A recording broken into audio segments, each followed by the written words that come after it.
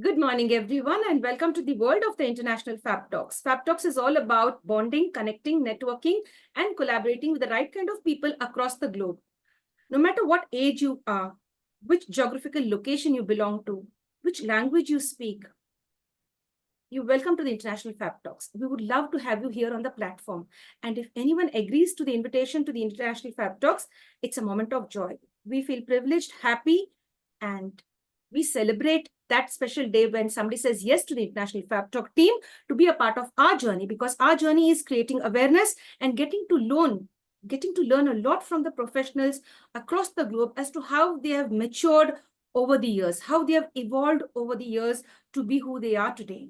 And yet, when you meet people like these who have had a lot of experiences and exposure to varied experiences in the world, what is the final outcome? Great wisdom.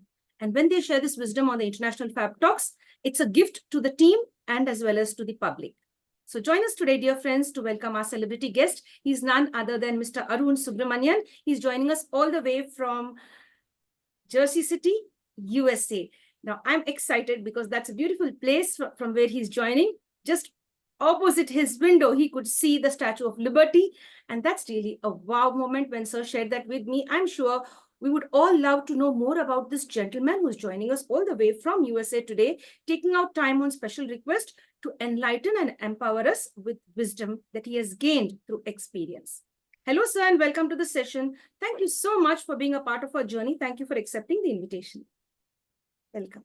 Thank you, madam. Thank you. It's a pleasure and a privilege to be able to address your audience and share the experiences that I have gone through in my 67 years on this planet. And Thank you. What makes it that much more interesting is that I am now going to be a part of Fab Talk, which has given a platform to so many experienced and esteemed people. I can say in this month of November, I am in August company. Thank you. How sweet of you. Thank you for your blessing, sir. Thank you so much for the encouragement. It means a lot when you share something positive about the International Fab Talks. Thank you so much. I go ahead and share your profile and we begin the session. Sure. Please. Thank you, sir. So, dear friends, it's a responsibility, a honor, and a great privilege to share the profiles of all our celebrity guests. And today, I take special pride in sharing the profile of our celebrity. As I earlier mentioned, he's none other than Arun Subramanian. He is the chief mentor connected with VAC Solutions, USA. Let me just add more to Sir's profile. He is a wonderful mentor. People love him because he mentors them in the right way. He's been able to tap a lot of potential out of them because he knows there is hidden potential in every individual across the world. And if you connect or cross your path or walk along with our celebrity guest, Arun sir, you will get to know that his wisdom will make you one of the best people, who could contribute positively to the society, to the environment, etc. I go ahead and share his profile in an official way now, friends. Our guest for today is none other than Arun Subramanian. As I had mentioned that earlier, he is a seasoned business strategy and mentorship expert with a proven track record of helping businesses and professionals unlock their full potential. With over 4 decades of experience in corporate, including 28 years as CEO, he specializes in guiding entrepreneurs and corporate leaders. He offers innovative insights through a unique approach. And let's get to know this unique approach. How did he do it? How did he learn it? And why is he sharing it with others? That's the big question. Because, there are many people who are quite selfish and keep it within themselves. They wouldn't want to share that journey with others. But when you have people like Arun sir who's ready to share it with others, that's really nice. We'll get to know about this unique approach. It's a combination of masterclasses, consulting, special targeted workshops, etc. And to add to that, one-on-one mentorship as well. Let's add more to Sir's profile. Arun Subramanian is highly respected, and ask me why. Because he is connected with the MSME business development zone and turnaround strategies. This is what we want, the turnaround strategies to work for us. We'll dive into this beautiful session, getting to know about the latest in the business world or in the business strategies that could uplift and create disruptive growth. To focus on disruptive growth is all about today's session. Let's get to know more about it from our guest. And to add to that, I'd like to add a little more to Sir's profile. Let's get ready now to get inspired on this beautiful journey. Let's have this conversation taking us deep into Sir's life, his profession, and his vast experience of more than 4 decades. So, dear friends, you will all be really happy to know more about our celebrity guest.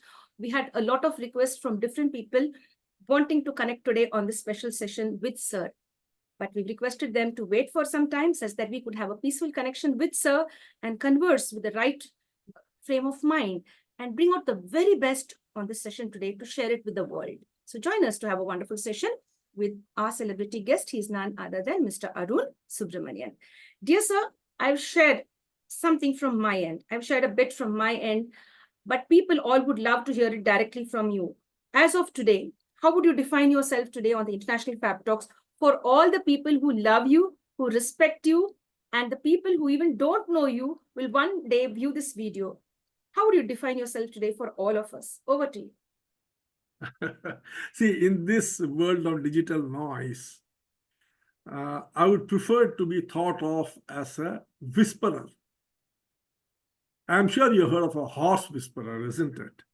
A horse whisperer is one who is, very sensitive about the requirements of the horse, its psychology, and then, he is able to help the horse blossom into its true potential. So I would prefer to define myself as a business whisperer. My 45-year-old experience in the corporate world, having seen the ups and downs of corporate world as an employee, as an entrepreneur, as a consultant, as a coach, as a mentor, I'm very finely tuned to the requirements of business. And, I somehow get a feeling that it speaks to me. It might sound very cliche, but, like any throbbing entity, a living entity, a business also has its language. And like everything in this world, in creation, business also wants to grow and succeed. It doesn't like to be generating losses for the person who has given birth to it. It also wants to give profits. So it has lots of, messages. And if you're tuned to it, you'll be able to listen to it and make it cooperate with you in ensuring that the entrepreneur or the business owner or the professionals associated with it succeed in their endeavor to make it a successful venture. So I always think of myself as a business whisperer. Wonderful. I really love this. You put that in the right way. A business whisperer. I get to hear this phrase for the first time from you. That's really nice. And I even like the way you put this. Business has a language. That also sounds interesting. Very polite when you have shared that. Business has a language. So everything has its own space, its own journey, its own innovation. So I get to understand that you cannot just mix everything and create knots or confusion by mixing and merging various things. It has to be done very strategically. That's what I get to understand. So I understand you are a business whisperer, a business strategist wanting to develop people, rise up, and to achieve success. That's really nice. Now, sir, many of the people who know you would love to know about your early life. What was your first, job? What was the first job that you took over? Like, what was the first role in your life as a professional? See, if you really want to understand my life journey, I think a couple of sentences about from where I come from would be a very interesting thing. If it's okay with you, I would like to share so that, you'll be able to make a lot of sense about what really happened in my life. You see, I was born in 1957 into a family of jurists, very accomplished family of jurists, and enjoyed both a nuclear as well as a joint family culture. We used to go to Allahabad where my parental, grandparents were there. Paternal grandparents were there. We are Tamilians from Tirunelveli, but my grandfather was settled in Allahabad for a very long time. So we used to go there. Now, 5 days in a week, I was encouraged to do what I always did. And 2 days was a review period where I used to be compared with my cousins and told, this is how you should do it, that is how you should do it. So it was a mixture of, being told what I'm not doing right, and at the same time being encouraged to do what I was doing. This, you can well understand, can create a havoc in the psychology of a small child. As things went on, at one stage I decided the only way to get out of it is to ensure that I become an influencer and change my cousins to think the way I am thinking, so that whenever I come, they are told, look, you should be doing things this way. So that is where my journey of influencing people began. You can say that it's a very tricky game, but then I learned the ropes of it very early in life. Then somewhere around in 1978, I came across the research papers of one gentleman called Daniel Kahneman. He got his Nobel Prize in 2001 for his prospect theory. He got it for behavioral economics, because for psychology, they did not give a Nobel Prize at that time. I don't think they do even today. So he got, and then I came across that paper while studying and preparing for my civil services examination in Guwahati University, and it impressed me tremendously. And that is where my journey of becoming a good man manager began. But then, I was not very deeply into academics. I was a very good student, but I was not enamored of it. So, obviously, I was a, street smart guy. I studied in BHU, came back, and then, I happened to get an opportunity to attend an interview for a pharmaceutical company as a medical representative. And at that time, I was preparing for my civil services and I was doing nothing. So I thought, why not take it? In my free time, I will do this and see what it is all about, because I didn't know what it was about. I joined and I loved that career job so much, I decided to convert that employment into a career.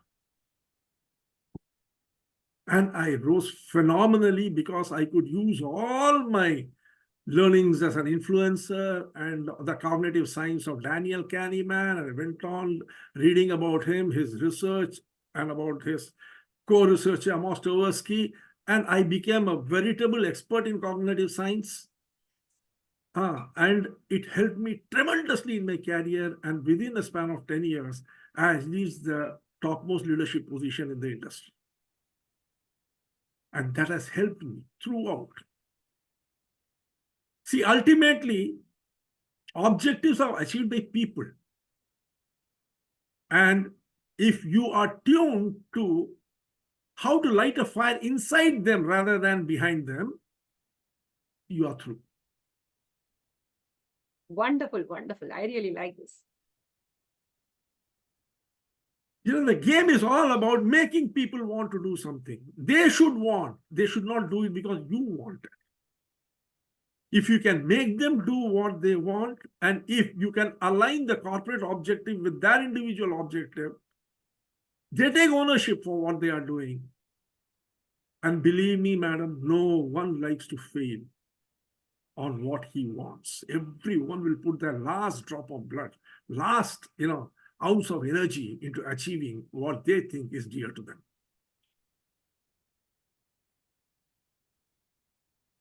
My success, I totally attribute to this one capability of being able to interest people and show them how. By ensuring that the ecosystem wins, they win.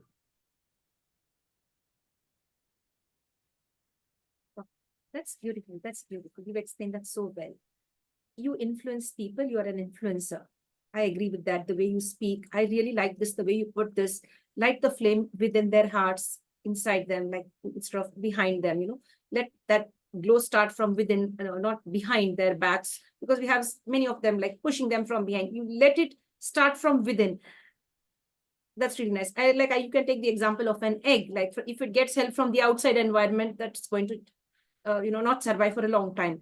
But if it breaks from the within power and strength, I think then that beautiful chick emerges out and begins to live a beautiful life. So yeah, absolutely right. You see, when an egg breaks from outside, a life is lost. But when it breaks from inside, a life is born. True. You are absolutely right. Yes. Now you see, sir, many of the people, they will want to know, because you influence their lives. Many of them respect you for who you are, for mentoring them in the right way. They would love to know who has influenced you till date. Like, who has been the source of your inspiration, or who has influenced you so much that has transformed you to what you are today? Is there something like that or somebody like that, or you evolved on your own? No one is an island, you see. People are always influenced by others, and there are some dominant characters in your life. But my answer might sound very cliche. That's why I don't know whether I should share it with you or not. But since you have asked this question,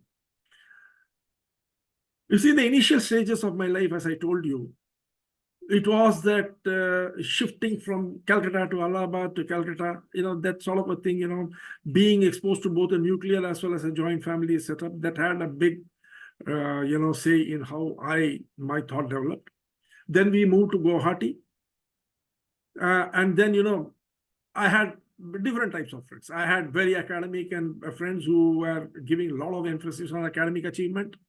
And then I had my group of friends who are absolute vagabonds. Believe me, I used to love their friendship. Wow. Yeah, I was a bunch of contradiction. I am still a bunch of contradiction. And then, it came to such a pass that my parents were worried, ki iska kya hoga? What will happen to this guy? And I was the only son of the family, and a family of very accomplished people into administrative service as well as into jury, the world of the jurists. So they were really worried. So they decided that I should get married. In this old cliche thinking, put a bedi around his leg, he will become okay. They got me married, and then the real transformation happened.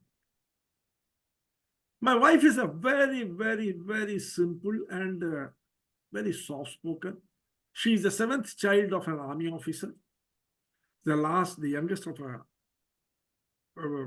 7 children. And she was very loved, cared for, pampered. And she came and fell on my plate. When I say influencer, you must have understood that what I really meant was an expert at manipulating situations and conditions to my favor. Suddenly, I had on my plate a person I was responsible for. She was a very sweet lady, very soft-spoken, very nice, and here I was, an out-and-out royal thug. This responsibility shook me. Very frankly speaking, it took some time to sink in, but it did. And then, I had to make Herculean effort to change myself in every which way possible, because I very soon realized, one thing you must have understood by now, that I'm a very astute person. So I realized very soon, that my happiness is now irrevocably linked to hers. And if I'm going to be thinking only about myself, I'm going to make her life miserable, and in the process make my life miserable, and that was not acceptable to me. In my own interest, I had to change myself. And this made me realize that true happiness lives. True happiness is when you can make the other person happy. It was a perfect foundation to become a mentor in the later stages of my life. Because as a mentor, you have the huge responsibility of controlling another person's life. Because you have the distinct advantage of being able to understand what he is thinking, what his requirements are, what he really is, and you also are bestowed with the capability, blessed with the capability of shaping it. If you're not going to take your responsibility seriously, believe me, madam, you can play hell with anyone. So you see, destiny starts its game very early in life. We often say, whatever God does for good. There have been times when I asked God, couldn't you have sent me someone less simpler than this lady who you have sent to me? I didn't get an answer then, but in the later stages of my life, I realized that if she hadn't happened to come into my life, I might have made a mess of it. Because as Newton's law goes, every action has an equal and opposite reaction.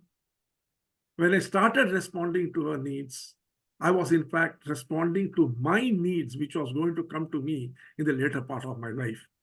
And then, it really, as someone said, doesn't matter how you begin life, but it definitely does how you end it. Wow, excellent. Because your journey of eternity begins only after you end this limited period, that the unlimited period begins. And when you end this limited period in a good way, the unlimited is far better. That's off to you. That's really excellent. I really like the way you put it. I think many of the youngsters should take a leaf from what you've shared to respect their spouse and to be responsible for the happiness of their spouse. That's really nice, because nowadays we find, the youngsters being very selfish, self-centered, but being responsible. As you said, she's very soft-spoken, she's very kind and polite, and you didn't want to hurt her in any way. You began to, become a responsible person. You began to take up responsibilities. This is why we have our elders who ask us to get married at the right age. But today's generation, sir, they don't want to get married early. They would like to they go beyond their 30s, cross their 20s and go into their 30s or maybe late 30s. They want to settle down. Till then, they don't want to. And many of them are stuck somewhere into depression. They are stuck up somewhere in a sad zone, or they feel lonely. They really need the right kind of companion in their lives. So I guess people should start thinking, the youngsters, to find a good partner and to settle down. That would really be nice. We leave it entirely up to you, how you decide your life. It's only a suggestion from our side. So now we talk about your CEO part. You've been a CEO for roundabout 28 years. Being a CEO for such a long time, almost 3 decades. What was the toughest challenge you found yourself in when you were in this beautiful journey of being a CEO for almost 28 years? The unforgettable, difficult moment as a CEO. Not just movement, I would say the impossible challenges which I have faced. And that is a consistency to the challenge that I faced. Just a minute. Yes, sir.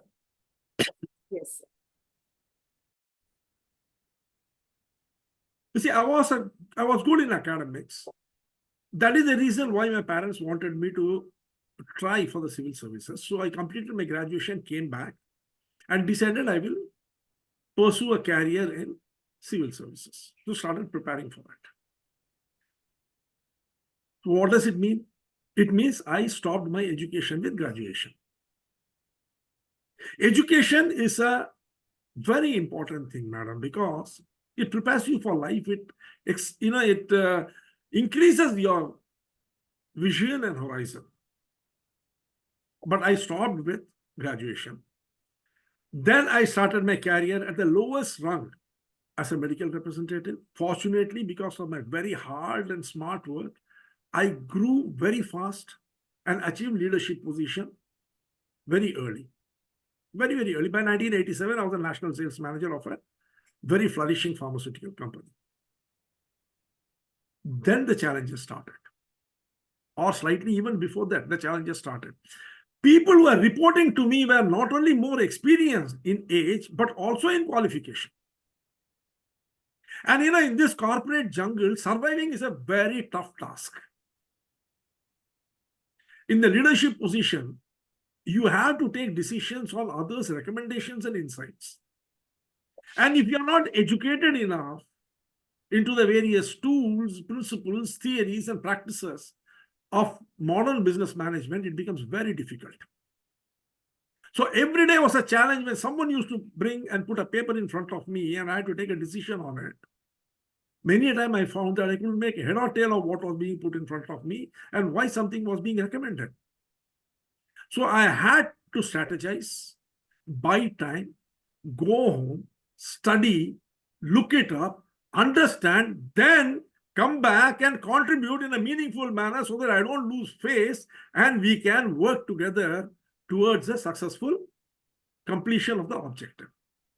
In other words, I attribute the only reason why I succeeded was an unending journey of learning. Fortunately, I love reading. So it was very easy for me. I still continue to read. I still continue to attend classes from leading universities, programs which are offered. You know, you have a lot of management development programs which are offered by leading universities across the world. Whenever I come across any such announcement, if possible, I join, cost aside, learn, and then use it in my professional life. The only reason I succeeded was I am a continuous, constant learner. Intention drives energy, is what I always tell my people. What you intend, the entire energy that you have will be channelized only in that direction. Whenever something was put in front of me as a CEO, my intention was to understand what it is, how it can benefit, why this person has put it, why is he suggesting and recommending such a course of action. I did not think that he is trying to cheat me or he pull me down. I just wanted to understand why he is recommending this. And for that, I will have to study. I will have to go through the whole concept that he is propounding. That is what has made me capable of understanding business. And, you know, when I say I'm a business whisperer, it is because of these so many years of learning that I can understand what is the business telling you. A symptom is a message. The problem is somewhere else. What is visible is only a symptom. If you are going to give a palliative treatment to the symptom, you are not going to be addressing the core problem. And in the process, you know, I remember that scene from Bruce Lee's Enter the Dragon, when Bruce Lee points a finger towards the moon and says, you see that moon? Or something like that. And the boy looks at the finger, he taps him on the head. He says, don't look at the finger, look at the moon, or you will miss everything.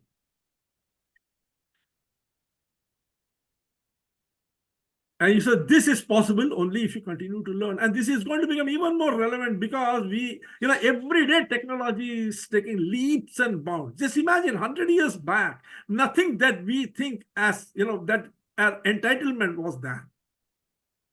No mobile, no air conditioning, no auto. Everything has come in the last 100 years. And our life is totally changed. And we are on that, cusp of another major change with artificial intelligence coming. If you are not going to be upgrading yourself, upskilling yourself, you are in serious trouble. You will have no one to blame but yourself.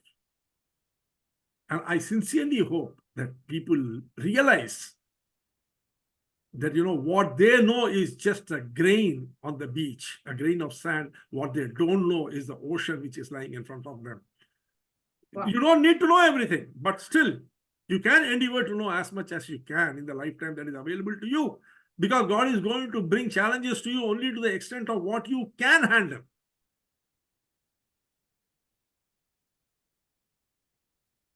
See, this has been the major challenge in my life throughout. Even today, as a consultant, as a business strategist or a mentor, people come with weird requests. They just come and say, Sarji, business nahi ho raha hai, profit nahi ho rahi hai. Now you have to make sense out of this one single statement, ki business nahi chal raha hai, profit nahi ho rahi hai, and then help that person turn his business around, become happy, create wealth, because business is all about creating wealth. For every one person who says, I am unable to do proper business, do you realize an entire family and ecosystem is suffering? His wife, his children, everybody's aspirations are dependent upon what this man is going to do with his business.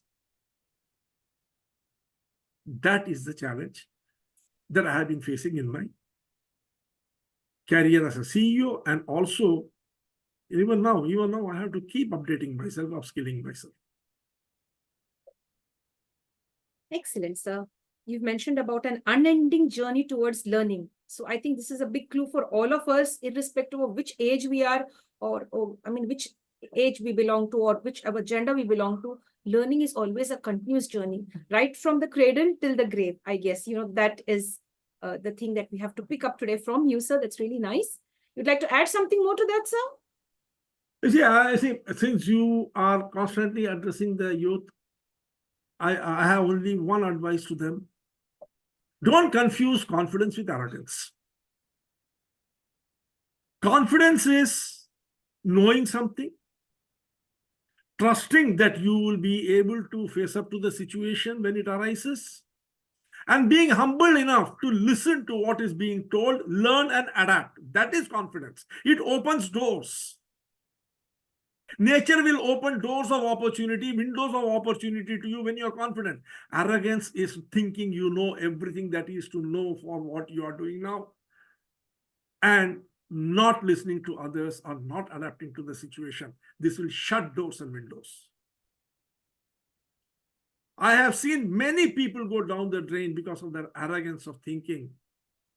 I know. You don't need to tell me. Fine. When destiny will speak, it will not speak from the front. It will speak with a back to the bottom, and then it will be painful.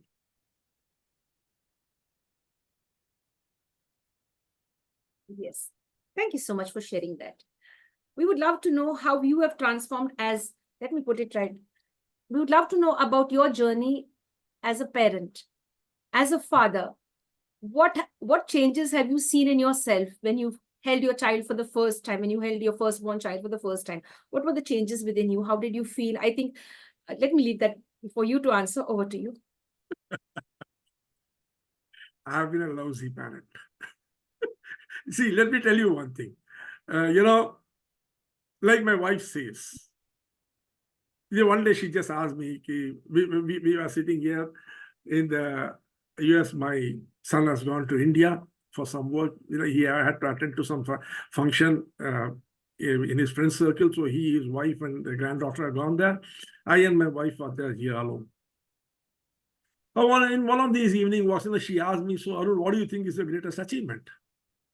You're 68 now. Do you ever look back? I said, yeah, I do look back. So what is the greatest achievement? I said, getting my grandchildren on my side is my greatest achievement. I have a grandson and a granddaughter who dote on me. I said, that is my greatest achievement. Do you know why? I was so enamored and engrossed within myself in succeeding in life, in, all that false, thinking of wanting to become a big man, make money, have power. I never bothered. I never even noticed that I had two sons who are growing up. Result, they are mummy's pet. Mummy is their pet. Daddy is just another furniture around the house. Maybe a very essential furniture. I would not say they are ever disrespectful to me or they disregard me, but then I'm there. But whenever they telephone, it is to mummy. And then I happen to get on the call for a couple of minutes. I also don't have nothing much to tell them. They don't have anything much to tell me. So you can well imagine when you said, when you held your son in your hand, what did you feel? Now I'll have to check with my wife to see whether I ever held them. But then, after some time, this COVID has been a big blessing for many people, and it has been a very big blessing for me. It made me feel and realize what family is. Everything comes and goes, but family remains with you till you go. And you see, that was the one thing I was missing in my life. Outcome. When my son, my grandson was born in April 2020 during the peak COVID in Bangalore, and we were in Chennai at that time. I had my establishment and office in Chennai. I was desperate to see him. When I and my wife went to Bangalore, we decided we will shift there. We closed down our establishment in Chennai, took a house very near to my son in Bangalore, stayed there. And then my entire life I put into giving affection to him. The outcome is today, anyone comes on the phone, the first thing he says, Tata. And my granddaughter has gone about 15-20 days back to Chennai. Whenever she comes on the phones, the first thing she is, Ayun Tata. What more can I ask for? Now, can you imagine what I have lost? I lost the opportunity to get the same affection from my own children. But then, as I said, intention drives energy. If your intention is good, God will definitely give you a second chance. I got it through my grandchildren. If you want to know how I felt holding them in my hand, I can tell you I felt alive. Otherwise, I was just existing. Alive, throbbing with feeling, basking in somebody else's joy and comfort. You need to experience it to understand. These are all, maybe they might sound very cliche, very, very cliche. But then truth is always cliche, isn't it?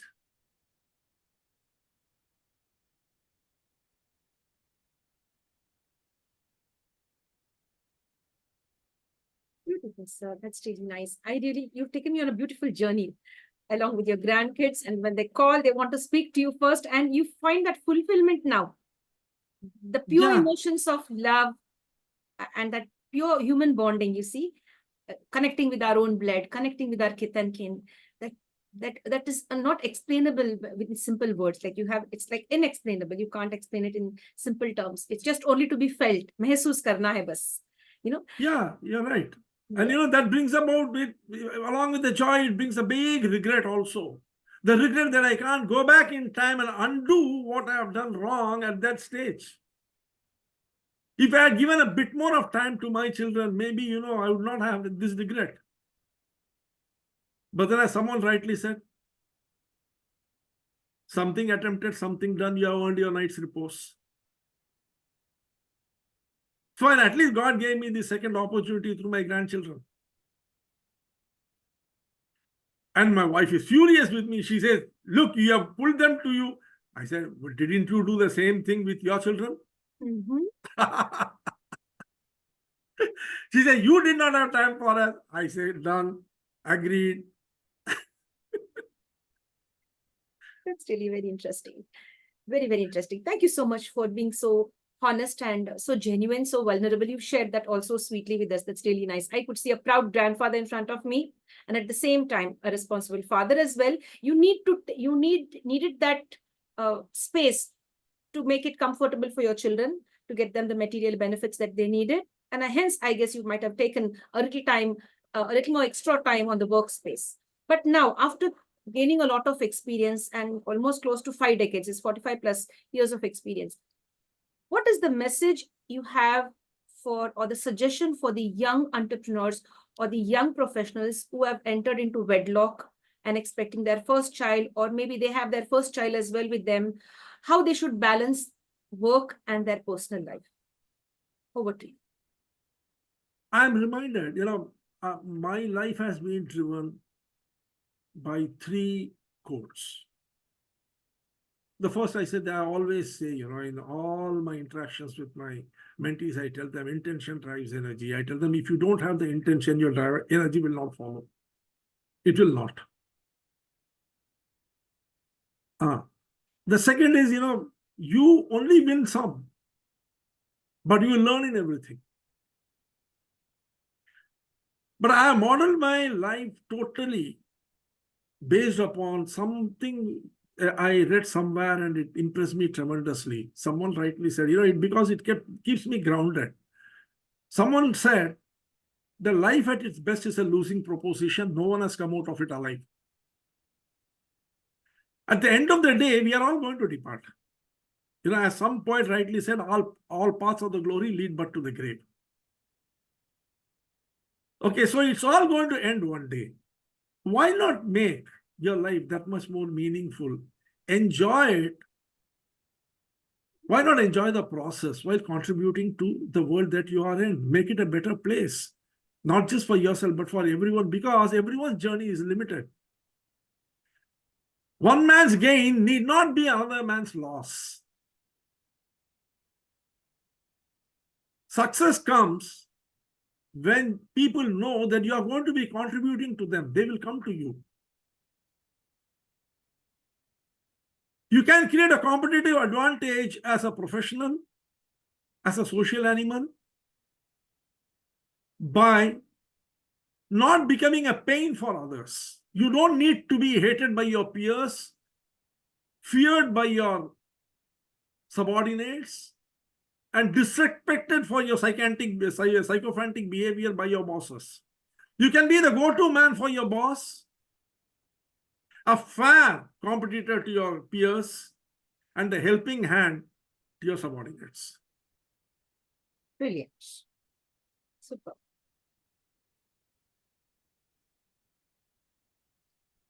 That's really nice. You put that so well. You put it very crisply for us. You put it in a very brief way. You've given a large message. Many of them might have been waiting for it. I really like the way, one person's gain need not be, affecting another person's life. So there's space for everyone to grow. You grow, live and let live. That's what I understand. Like you flourish, allow others to flourish. Don't be selfish and don't be over competitive. Compete with the right spirit. That's really nice. You put that well. If I were to ask you, what would you choose first? If you were to select between love and respect today, what would you say? What It comes is a first? sorry to say, but it's a no-brainer. There can be no respect without love. When you love a person, automatically respect comes. Because you care for that person, you treasure that person. If you don't love, you lose. In safeguarding your love, in being selfish about safeguarding that love, you have to respect that person. You don't have a choice. Today, even if I want, how do I tell my children I love them? Will they believe me? After having ignored them during their most, important period of their life when they were growing, if I today go and tell them I love you, they'll say, okay, Dad, acknowledged. Is that why I am telling them? Because I want an acknowledgement receipt. Love speaks louder than anything, madam. You don't have to tell the person you love, I love you. If you don't, it will tell them. That's a beautiful and fine example which you've shared with us. I get to see the human side of you at a larger extent. I can see the big picture. Apart from being a professional, you are more towards the human side. I mean, like being a wonderful father. I can see a wonderful father that is still like burning with desire to connect with your sons, to regain the past time that you missed out with them. Nevertheless, now you're trying to get that with your grandchildren, and you're lucky enough to be blessed with that time and love that you're getting from your grandchildren. That's really nice. I could see two sides of you. That's really very nice. And people will be amazed to know about what you're sharing today, because they only know the other part of you, that they have not seen this softer part of yours. That's really nice. But thank you for sharing. I need to thank you for that. Thank you so much for being so humble and polite, sir. That's really very nice of you. Thank you. So I'd love to ask you this question. I have questioned this to my own self many times. When I face a lot of ups and downs or lots of barriers or obstacles in my life, I've always questioned, why this life? With so much of pain and suffering. What do you have to say? Have you ever questioned yourself also, why this life filled with pain and suffering? Because it's more of pain and suffering if you really go deep and watch into one's life. Over to you, sir. I'll let you answer that.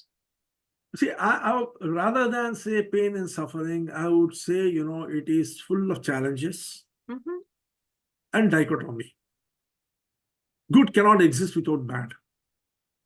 I don't know whether you have seen this movie Imtihan with Vinod Khanna as the hero. He says, Dukh ke andar sukh ki jyoti, dukh hi sukh ka gyan. Dard lekar janam leta har koi insan. You see, if you don't have challenges, you will not be able to enjoy the taste of victory. That is one aspect of it.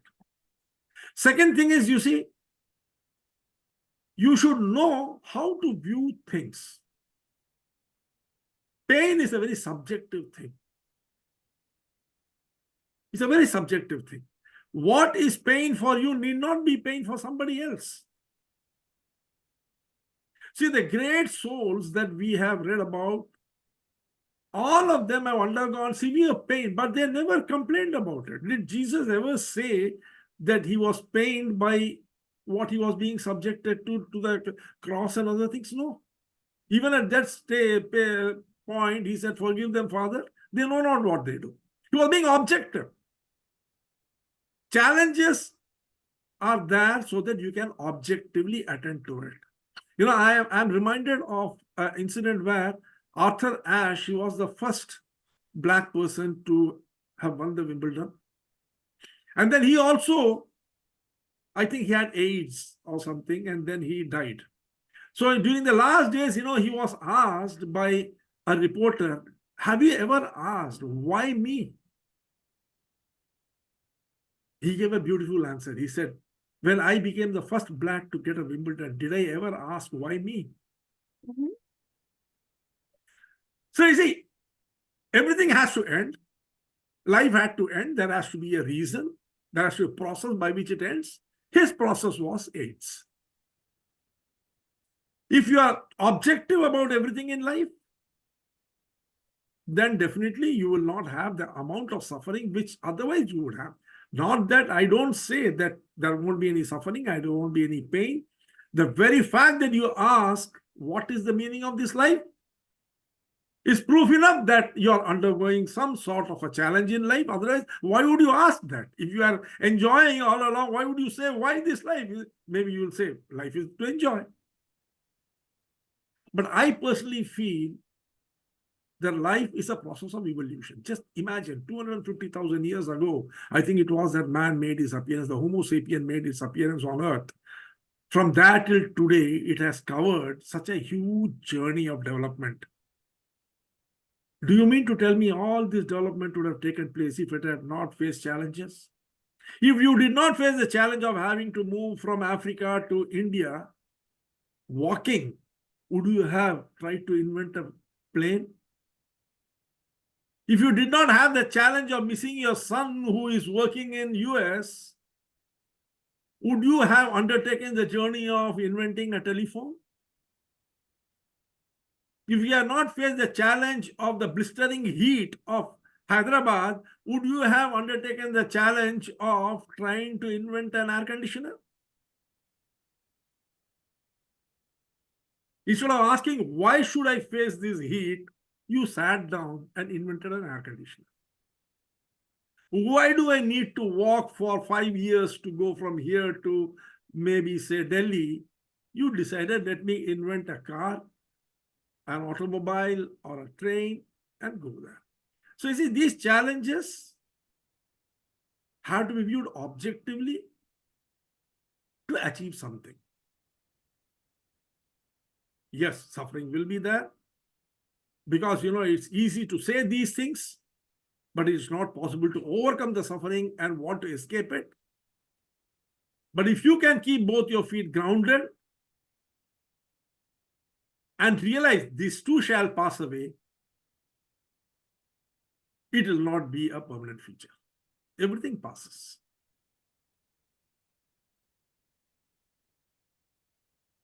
Excellent, sir. I now understand. You're an excellent business whisperer. I understand that very well. Because you don't focus on the problem, you focus on the solution. That's really nice. That's wonderful. Thank you so much for sharing that. I just wanted to get that out from you and I got it in the right way. That's really nice. Thank you very much. Now, sir, you as the chief mentor of VAC Solutions, could you share something about this and you could enlighten us about what is it and how people could get connected with you with regard to your mentorship with the VAC Solutions, etc. If I could put all of that over to you. You see, it's something like this. We are, as a country, we are poised for a phenomenal growth. The government is interested under the leadership of Mr. Modi to make India a 5 trillion economy and the third largest economy in the world in the next couple of years, maybe by 2027. This is not going to be possible, or rather, let me say, this is going to be possible only if people understand the subtle nuances of business strategy. Business strategy is synthesizing the various elements of business in such a way that you accomplish the fundamental reason why business exists, that is creating wealth, not just for yourself, but for the nation.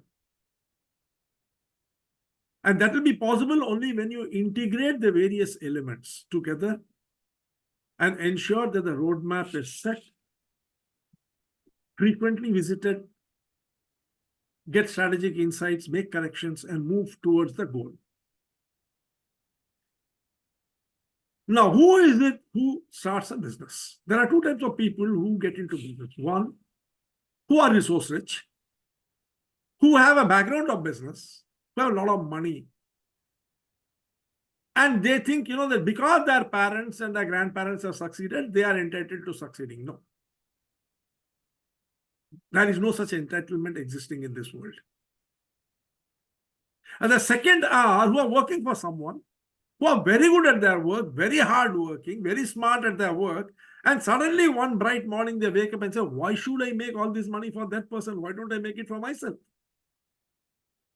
Again, it is not the right way to look at it. Sauce for the goose need not always be sauce for the gander. You may be a good employee, but a very poor employer. Because your father is a good employer, you need not be a good employer. These are the two types of people who enter into business. And then they depend solely upon what they have with them. On one side, they have the resource, the other side, they have the capability. The person who has the resource does not have the capabilities. The person who has the capability in one direction, neither has the capabilities in all the areas that business requires and the resource to run a business. As a business strategist and mentor, I try to help them understand the holistic picture of how to do business. And by God's grace, I have been very successful in that I have been able to communicate to them in such a way that those who are associated with me accept it and take it forward. Because you see, you cannot, as someone rightly said, you can take the horse to water, you can't make it drink it. But then the art is not in taking the horse to water, making it realize that it is thirsty. Wow.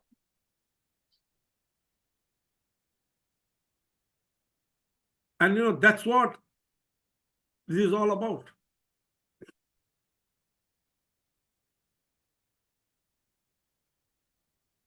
And as someone rightly said, when the time is good, correct, appropriate, the guru will appear. So when there is really a desire in you to succeed, when you realize that you are good at something but not at everything, and maybe you require help in other directions, and when you are willing to put your money where your mouth is, you will appear. Because, madam, there are no free breakfast and lunches in this world. Everything has a price attached to it. The price of success begins with paying the price of realization.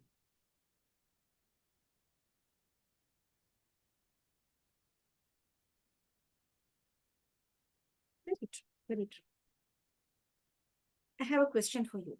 There are people who are lucky to have inherited the business or the businesses from their ancestors, maybe from their great-grandparents, grandparents, and from their parents. But there are some youngsters or the middle-aged and senior citizens who would love to become entrepreneurs now. They want to enter into the field. They do not have the financial resources or the financial capacity to start up a business. They have innovative ideas, they have thoughts, they have the energy, zeal, they have everything with them. But many of them are held back because they do not have the required finances to start up. Now, if they come to you with this form of approach, because I've seen many people around me till date, they're very good in whatever they have with them, but they don't have the finances ready to start up their venture. If people like these come to you, how would you be able to help them? And what is the guidance that you could give them? Just in 2 or 3 sentences, if you could share that, you'll be really helping many of them out there. Business is about generating wealth, not about dissipating money. You take the most successful business people in this world. They always operated in constraint, and from that they have built it. Steve Jobs, he had to sell his omnibus, the Volkswagen, and generate $1,500 to start Apple. Dhirubhai Ambani, he sold saris on a cycle. Everyone cannot be a Mukesh Ambani. But then the Ambani empire was built by a person who had no money. So you see, money is not the issue. Constraints are not the issue. They are in fact a big motivator. The more money you have, the more you will waste. You see, whenever one of my clients tells me, sir, I want to generate fund, I want to, get a loan, I tell him, you are not fit to be a businessman. So the best thing that you can do is save whatever you have and relax. Don't start a business. Because if you don't know how to make money, generate money, why are you in business? Business is a quicksand. The more money you put into it, the more it will take. And you will end up a pauper. There has been a recent report from the RBI which says 70% of the companies started, closed down within a period of 10 years. What happens to all the money which went into it? So yes, definitely if anyone is interested, I can help him. And I don't think money is an issue. Knowing business, how to do it, step by step, everything happens. You should have the patience and the tenacity and the perseverance and a never say die attitude to succeed in business.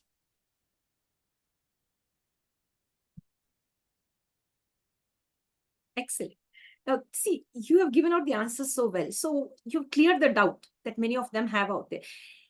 Only you have money, you can start up a business. This is a wrong concept. Totally wrong. कोई business चलेगा, ये तो गलत बात है. According to the experience that you have and the exposure you've had. So it's very clear to us that it's not only the wealth that you need to create business. You can create a business and get a lot of wealth out of it. I think that's what you want to share with us. Start your business and begin to create wealth. Don't wait for the money to come and then start a business. You can always start it. There are different ways and techniques to start up a business. If you use the right kind of strategy or meet the right kind of people, or if people could come and consult you, if they would love to start their business in the right way, that would really be very nice. Definitely. I can definitely guide them and help them in understanding what they need to do so that they can build their business. That's great. That's great. Thank you for clearing that block that was there in many of their minds out there. Like money, if you have money, usually मैंने ये सुना है, पैसे नहीं है तो business कहाँ का start करेंगे? थोड़ा पैसे मिल जाए तो business start करेंगे. तो ये तो आपने आज बहुत अच्छी तरीके से समझा दिया, साफ कर दिया वो बड़ी सी क्वेश्चन. सर, हम ये जानना चाहेंगे, आप हिंदी बात करते हैं, आपने हिंदी कहाँ से सीखा? आप तमिलनाडु के हैं, तो हिंदी कहाँ से सीखा आपने? I am a student of Banaras in the university, and as I told you, my grandparents on the paternal side, they migrated to Allahabad, over 100 years back. And every week from my childhood, from the time I can remember, weekends were in Allahabad in the joint family. और जहां नापतोल होती थी कि तुमने क्या सही किया, तुमने क्या गलत किया, समझती. Hindi is something like a mother tongue to me. Geez, that's really nice. Now, what about movies? Let's come down a little to a lighter note. Let's try to entertain ourselves in a different way. So, friends, let's ask about Sir's interest in sports, in movies, in adventure, etc. Sir, what about movies? Movies, I'm not very enamored of it, but I love documentaries. Wow, that's beautiful. My favorite documentary is Ancient Aliens. Oh, wow. By the History Channel. My wife keeps kidding me. Why do you keep looking at this? I say, it gives me a lot of solace that we are not the only people suffering on this earth. I love documentaries. I love podcasts. I listen to a lot of podcasts. I read a lot and I see a lot of documentaries. Movies also I see, not that I don't see. But my choice of movies will make you laugh. There is this movie called Kadala Kadala of Kamal Hassan. I love that comedy by Crazy Mohan. And then one of the movies which I loved very much was The Eternal Rage of Our Time, Bobby. I have seen that. Sholay was a movie which I enjoyed very much. I am more inclined towards comedy. I don't like serious movies. I feel, that if you want to really, learn value system, go to a library. Why go to a movie? Very true. A movie is something that you go to by keeping your brain outside the door, and then when you come out, you collect it and come back. Yes, sir. I would love to ask you this question. It's an imaginary question. Imagine you had some time to spend with an alien. Actually, I had to ask this question earlier. I just skipped this question off. But then when you mentioned now about you watched this documentary with regard to aliens, so I thought I'll bring back that question now. If you were supposed to spend some time with an alien for around about, say, 1 week, how would you spend your time with an alien? I would definitely love to understand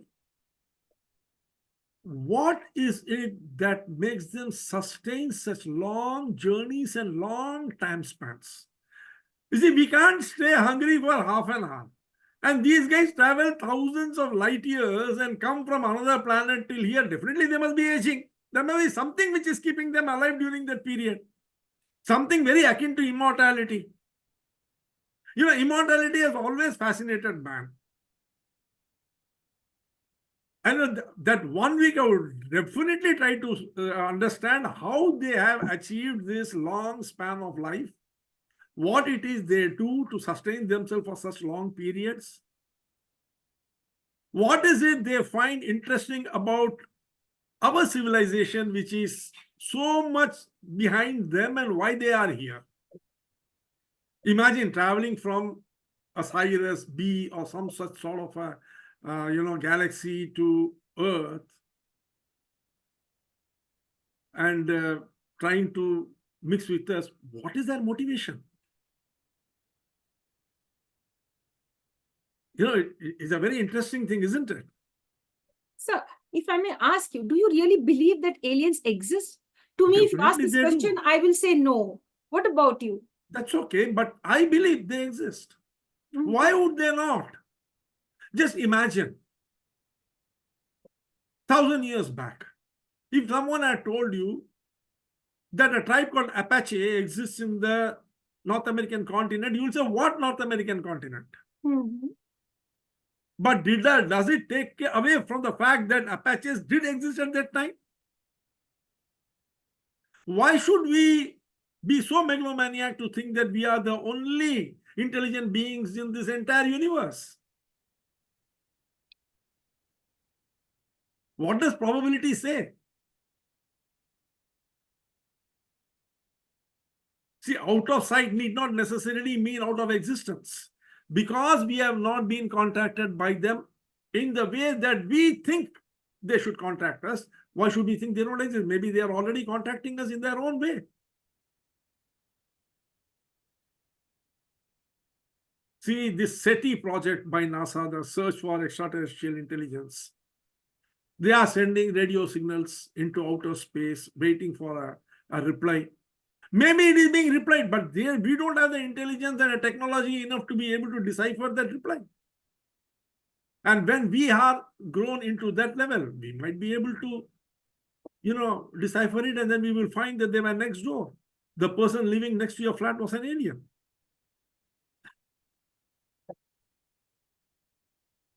Yes.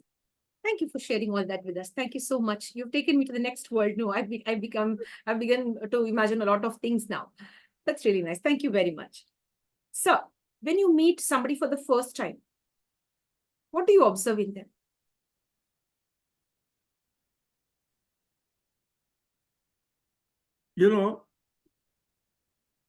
I tell my mentees that once the people went to Lord Brahma, the creator, and asked him, what is it that makes a person successful? He said, It's a very long story, but I will give you a code. If you can decipher this code, you will know what will make you successful and popular and acceptable and everything. He said the code is Va. The letter, Sanskrit letter Va. They started breaking their head, and then they came to the conclusion by collective brainstorming that the Va letter stands first for Vachane, Vastre. What is it you see when you see a person very far away? The first thing which is visible to you is Vadane, the body. How he is maintaining himself, how he walks, how his posture is. That creates an impression in you. As he comes near, the next thing you see is again a vastre, how he is wearing, what he is wearing. Is it neat and clean or not? Is it well maintained or not? The more nearer he comes to you, the third va is vacha. How does he speak to you? Is he polite? Is he intelligent? Does he make sense? Is his voice soothing? The moment he opens his mouth, like someone said, till he opened his mouth, we suspected he was a fool. He opened and confirmed it. So then comes the vidya. The moment he talks, you realize whether he is cultured, whether he is intelligent. And the final va is what? Vinayaha. Whether he is humble, willing to accommodate you or not. When I first meet a person, this is what I see in this sequence. How has he maintained his health? Because the body is a temple of God. If he is not going to take care of his own temple, he is not going to take care of anything. How is he dressed? Is he neat and clean? Does he respect the fact that you eat for your comfort and dress for others' comfort? Third thing is, how do you talk? Are you talking intelligently? Are you talking nicely? And finally, are you humble enough to accommodate me in your world? If you have done all these things, madam, you have impressed me. Brilliant. Brilliant, brilliant. That has brought out the wisdom that's hidden in you and the experiences you've had. You put that so well. I think everyone could take a lot of information with what you've just shared now. That's really very nice. How one should conduct oneself, how one should carry out their everyday activities, how one should greet others, how one should be humble enough. These are all the important things that are required in our everyday life. We just cannot take life as it is. We have to make a little effort from ourselves to transform ourselves, to be presentable, to be approachable. To be loved and revered. As someone rightly said, you cannot decide the cards that are dealt to you by destiny, but you can always decide how you play it. God has given you a physique. You cannot say, I want this sort of a physique, but what you have, you can maintain it. And my wife always says that even if you are wearing a rag, clean it properly, wash it properly, and wear it. Show respect, because somebody is going to look at you. When the person will see a clean rag being worn, at least the person will realize that you have taken the trouble of cleaning it and wearing it. You signal a message of cleanliness, discipline, decorum. See, these things are very important. Don't go by superficial things. Or a person standing in front of you is going to signal everything that he can subconsciously about what he is. If you catch the nuances, you will never go wrong.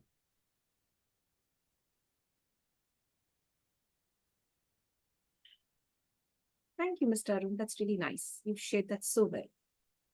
I have another question for you. You are a mentor. You have many mentees coming to you, joining you on this journey of building their businesses. Let me know clearly, or let the audience get to know, like, more of men or women come forward to take the plunge, to take, the leap of faith into that space of taking the risk and starting up a business, or, holding on to the business and joining your mentorship workshops and all of that. More of women or more of men? See, I have mentees who are both men and women. Mm-hmm. But it is with a heavy heart, I have to say that men are more in number.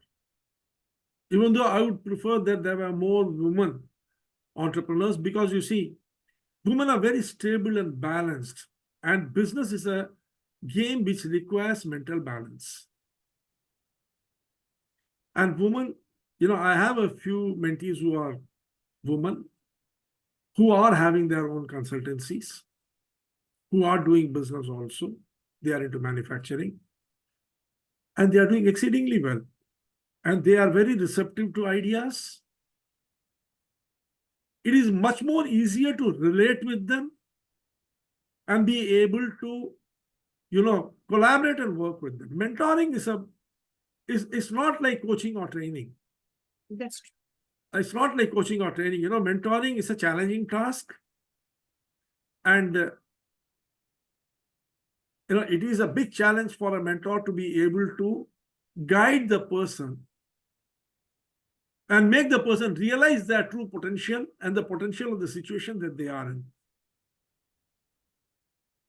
I would prefer that more women took the plunge into the world of business.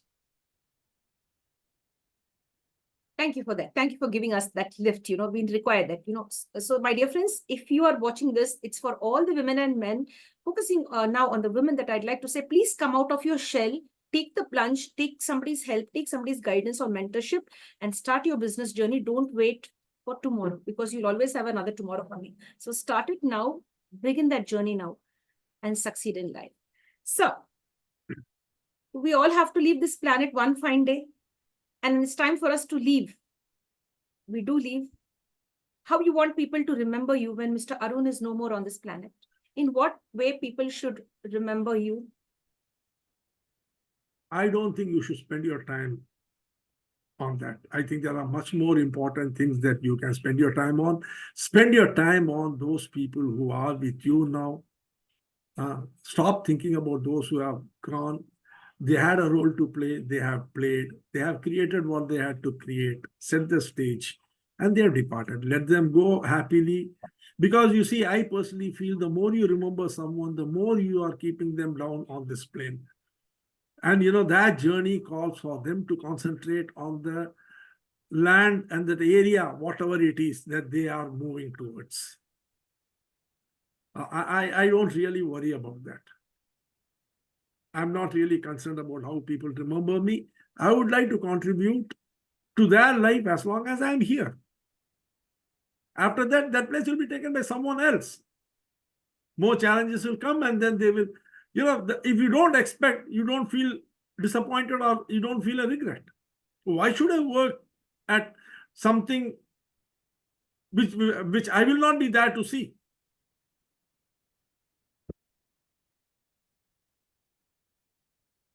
Yes, I get that. That's really nice. Very humble of you. I'd love to know about friendship. Has friendship played a wonderful role in your life, or have there been backstabbers with regard to, your progress in life right up to the CEO level? Because you find our own friends pulling us down. I've heard several of them sharing this on the talk show, that many of their friends were supportive, but many of them at the same time pull them down or try to see that they fall in one way or the other, either through gossip, backstabbing, XYZ. Over to you. I've been very fortunate in that sense. My experience with my friends, be it in school, college, in my professional life, or in my business career, has been exceedingly good. Exceedingly good. I will not say there have not been unpleasant moments. There have been unpleasant moments, but that's the way life is, isn't it? I said life is full of dichotomy. If there are no negative side to something, you don't realize the positive side. But then, fortunately, I have always believed in one adage: you win some, but you learn from everything else. If a situation has arisen where one of my friends has not lived up to my expectation, it has been a learning experience in two ways. Number one, I should never have created an expectation to which he can't live up to. Second thing is, I should have never given him an opportunity where this sort of a situation comes up. The more you depend on people, the more people are going to let you down, madam. I'm telling you this for. And secondly, as I always say, People will value you even in your own house only if you are able to create value for them. If you can't create value for them, they are not going to value you. Then don't blame them. Everyone is fighting his own battle. No one is going to fight your battle for you. I have been very lucky right from my school, school days friends, childhood friends. We are all in touch even now. We have a reporting time, be it college friends or school friends or office friends. I have not had the opportunity of any backstabbers. I'm sorry. Maybe, my life is very dull. Yes, thank you so much for sharing that. So, any childhood memory you have? We would love to know about the little Arun. As I told you. And any specific incident you remember which is still green in your mind, like, I mean, evergreen in your memory? There are two things, but not exactly of childhood. Mm-hmm. The first was, when I often give this example to my mentees and my professional colleagues on innovation.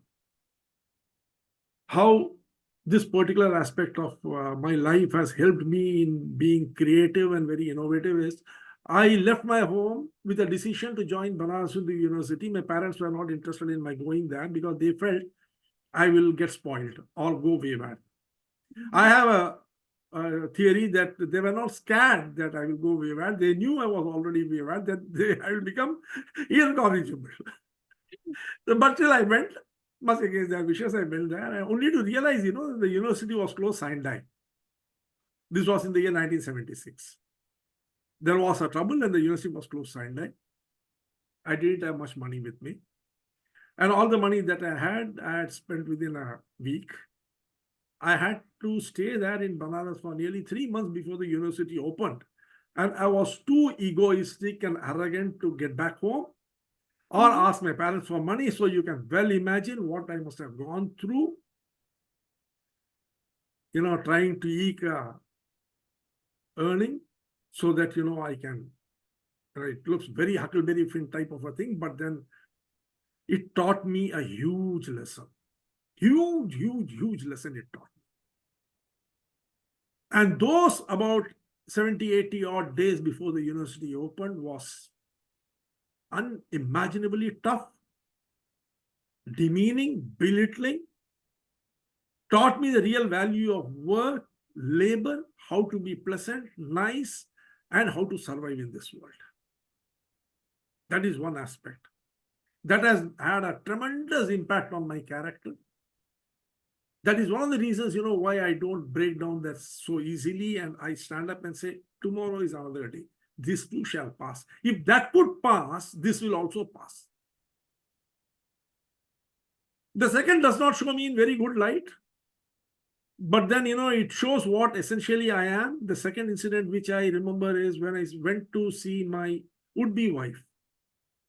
She's the only lady I met.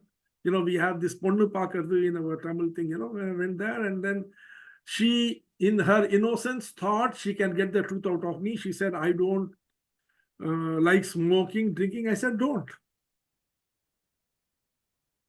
I said, if you don't like drinking and smoking, don't. She thought, I was saying, I don't drink and smoke, but then I used to do both.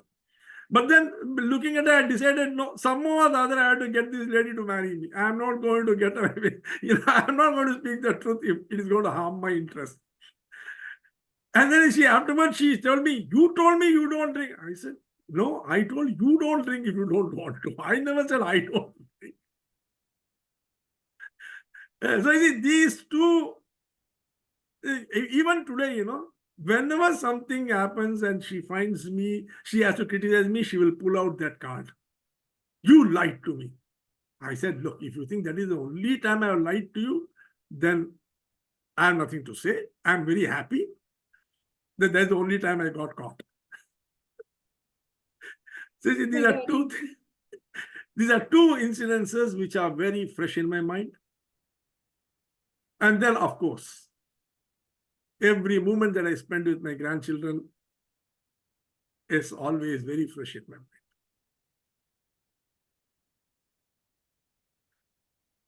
Yes, sir. Thank you, Mr. Arun. You really shared that very well towards the end, especially with your spouse when you went to see her the first time. You've shared that in a very humorous way. Thank you so much for adding humor and as well as wisdom to this platform.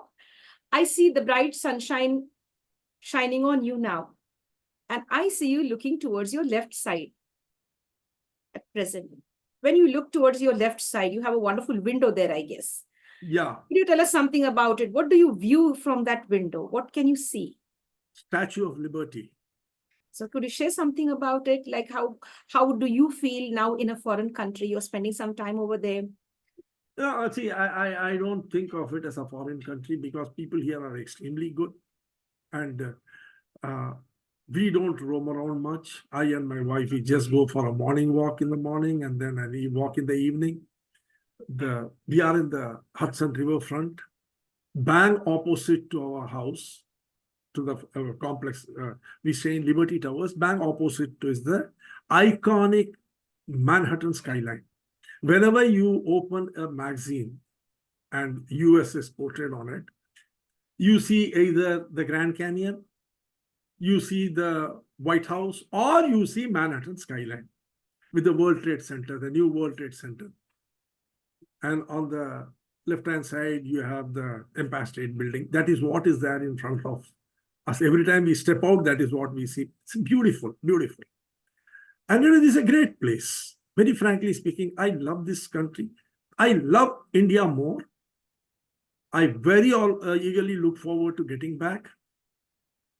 And now my life is spent, when I am there, I want to come here. When I'm here, I want to go there.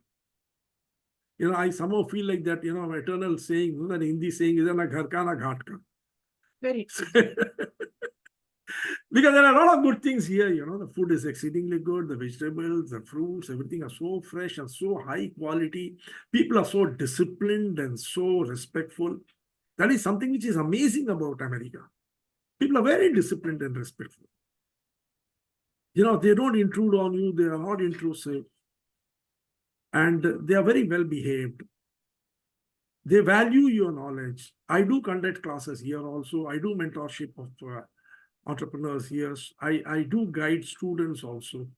And they are also very, respectful. At the same time, they don't take whatever you say, just like that. They will probe. They will want to be convinced. They will check whether you really are talking something which you believe in or it is all a rehearsed thing. I do take a lot of online classes. I face a lot of questions when I take classes for the American public audience.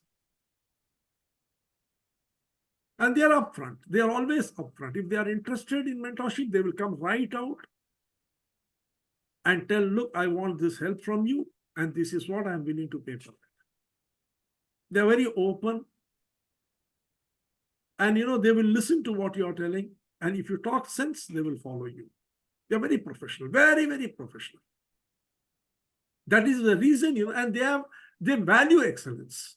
That is the reason why America is a country which is prospering so much.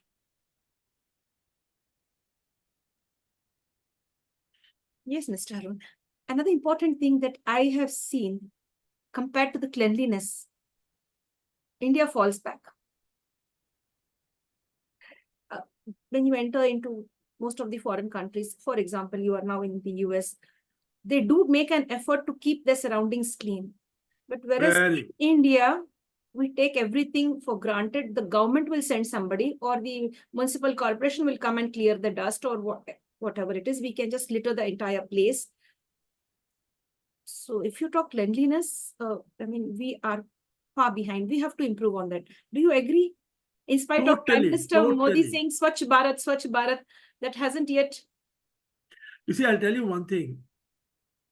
I think it was John F. Kennedy who said, ask not what the country can do for you, tell me what you can do for the country.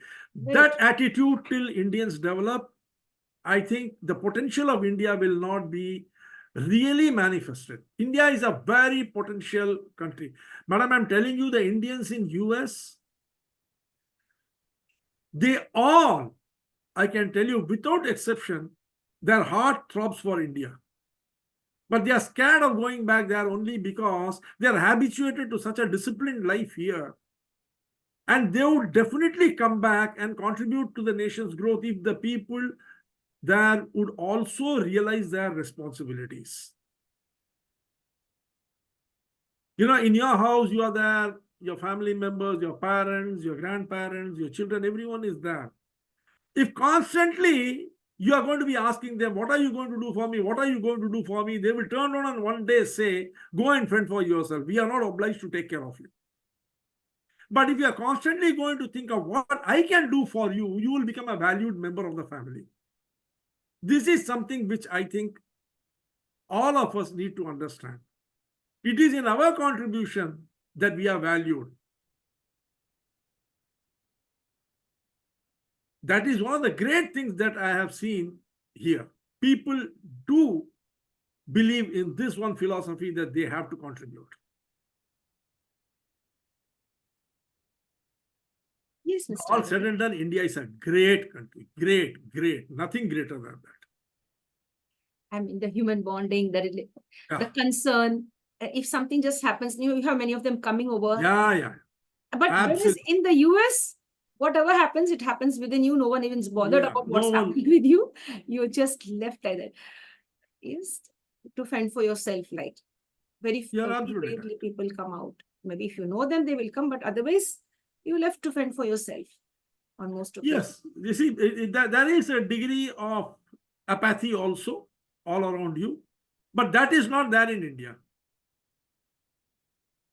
That is not there in India. People are very sympathetic, and sometimes it can go to the point of becoming a nuisance because you ask for one person direction, 10 people will come and give you 10 contradictory directions. Very true. That's very, very true. What is it that you love about India? Tamil, what is it that you love about Tamil Nadu?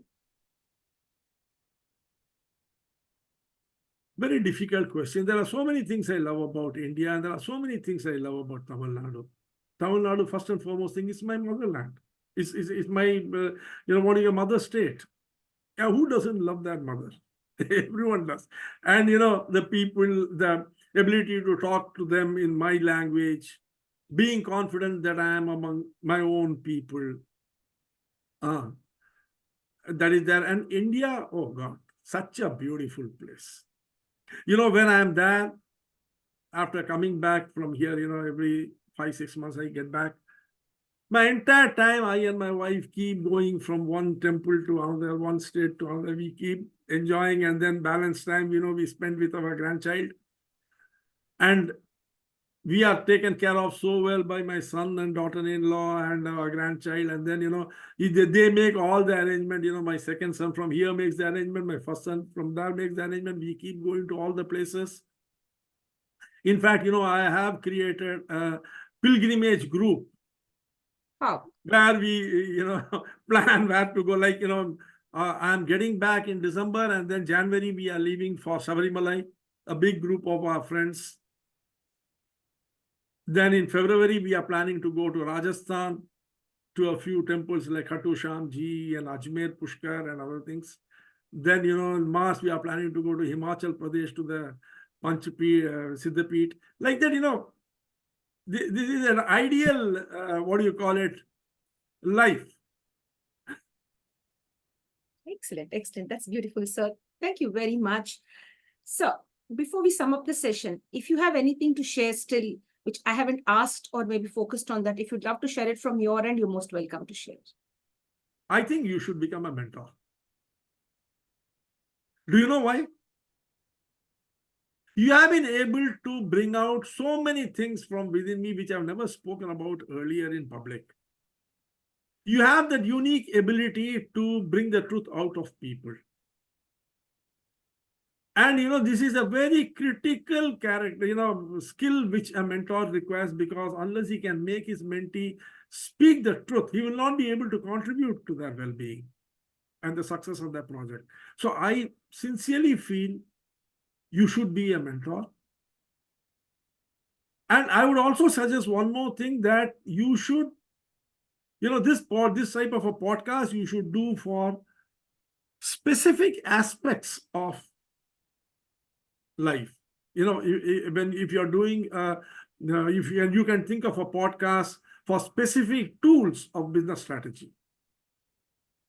That will be huge value to your audience. People don't understand what exactly is business strategy.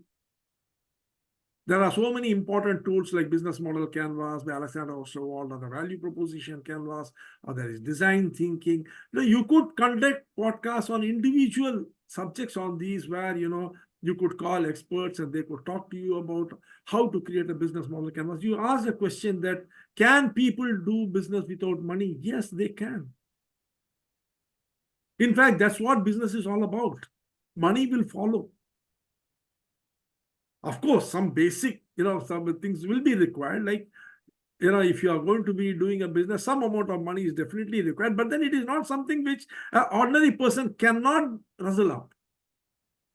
So, you can think of conducting a podcast on these specific aspects, which will be very helpful for your audience. Definitely, sir. Thank you for that wonderful suggestion. Thank you very much for the encouragement, for the blessings. Thank you so much. Before I let you go, I would like to ask you if I could take a little quiz session with you. Could I have a small quiz session with you? Yeah, sure. Yeah, thank you so much. It's just like a surprise quiz at the end. So friends, we've had a wonderful time with our celebrity guest, a person filled with knowledge, wisdom, and at the same time, soft from within, hard from outside, but soft from within. And he would love to really see the world in a beautiful space, like giving back to the society, making use of the intellect that God has gifted you with. Don't let your talent go to waste. Meet the right kind of people, get mentored in the right way, and start up something in your life than sitting down and complaining about all the sufferings that you have seen around you or are experiencing at present. It's always good to jump out of that victim mode and become successful. There are several mentors like Mr. Arun. He is there to share his journey with you and transform you in the right way. Apart from that, I'd like to add more to this. You are the maker of your destiny. Do not let your life go just in waste. Now, friends, it's time for the quiz session. Let's get ahead and understand as to how Sir could pass in this small quiz session. Sir, I go ahead and have this small quiz session with you. It'll have around about 10 questions. Yes, sir. Just a second, please. Yes, just a second. So, dear friends, join us now on this small segment called as the quiz session, getting to know a little bit of GK from Sir. Let's see if these questions apply to Sir and he's able to answer a few questions. Let's try that. Sir, where is the Taj Mahal located? Agra. The Red Fort? Delhi. Very good. The Hawa Mahal? Jaipur. And where is Jaipur? Rajasthan. Very good. That's really nice. And the Charminar? Hyderabad. Right. Now, what is the process by which plants make food? Photosynthesis. Super. Who discovered gravity? Newton. God, that's really great. Who wrote Pride and Prejudice? Jane Austen. Wow, that's great. The largest desert in the world. Largest? Desert in the world. Sahara. The capital city of Australia. Canberra. My goodness, you're right. You've done justice. Now, when did the Second World War begin? It was between the Axis and the Allied forces. I think it was with the assassination of a prince. I don't know exactly which, was it Austria? The question here is, which year did the Second World War begin? I'm sorry. Would you like to I give a don't know the guess? Would you exact. like to give a wild guess? Maybe something like 1935. Add 4 more years to that. It's 1939. 9. Okay, thank you. Very close. That's really nice. So, the planet that is red in color. Mars. Good. That's great. I wouldn't want to ask you more questions because you answered all of them except for one. You were very close to that. So you get 9.5 out of 10. That's wonderful. Thank you. Thank you. And I didn't expect you. If you would have asked me the same questions, I would have given all the wrong answers. Maybe 3 or 4 I would have got correct. But you answered them very well. This shows that you're very, very smart and being alert. As you mentioned earlier, you're a continuous learner. Yeah. This proves that this was a surprise at the end. I didn't let you know about it earlier. Towards the end, I just wanted a little change in it. Usually I ask them about their likes and dislikes, but today I've transformed it into a small quiz session. Thank you so much for being on the show. Thank you very much. And before we end, I'd like you to give us 3 gifts in the form of 3 words. The first 3 words that come to your mind, you could share that as a gift to the International Fab Talk team and all the audience. Gratitude, love, peace. Wow, great. Gratitude, love, and peace. You didn't even wait for a split second. Yeah, because you see, I believe you should be grateful for whatever you have. You should love whatever you get. That is the only way to live peacefully. Beautiful. Beautiful, sir. Thank you so much for being a pleasant guest on our session. Thank you very much. We look forward to many more interactions with you. Wonderful person. And the best thing is, be a learner right up to your last breath. And don't forget to take the leap of faith and begin your journey now. If you'd like to start up as an entrepreneur or a professional, or begin that journey of earning your own income and living a dignified life, than putting out your hand in front of someone and asking for some money. It's better you start up your journey and be independent, financially independent. Thank you very much. Have a wonderful day. God bless you. Stay safe and stay connected. Thank you, madam. And I thank the audience for Fab Talk. You are on an excellent platform, friends. Continue the journey with Fab Talk. I'm sure you'll benefit from it. Thank you. Good day to you. And wish you all a very, very happy 2025. Oh, thank you so much. That's so beautiful. Thank you very much. We wish you the same, sir. Thank you and stay blessed. Thank you. Bye. So, dear friends, with this, we come to an end now to the International Fab Talks. I had a great session with sir. I got to learn a lot. There are so many things that we learn, as the knowledge that we have with us is just a grain of sand. But we have to really get to know more about life. Like, it's a big ocean out there. And when we have beautiful guests with their beautiful thought process and the experiences that they've had till date, we learn a lot on the International Fab Talks. Signing off now from the International Fab Talks. If you love what the International Fab Talk team is doing, stay connected with us. Like, comment, subscribe, and share to the International Fab Talks. Above all, learn to be independent. Learn to take the leap of faith and start your journey. Become financially independent, support your family in the right way, and as well, give back to the community in the right spirit. Jai Hind. Thank you, sir.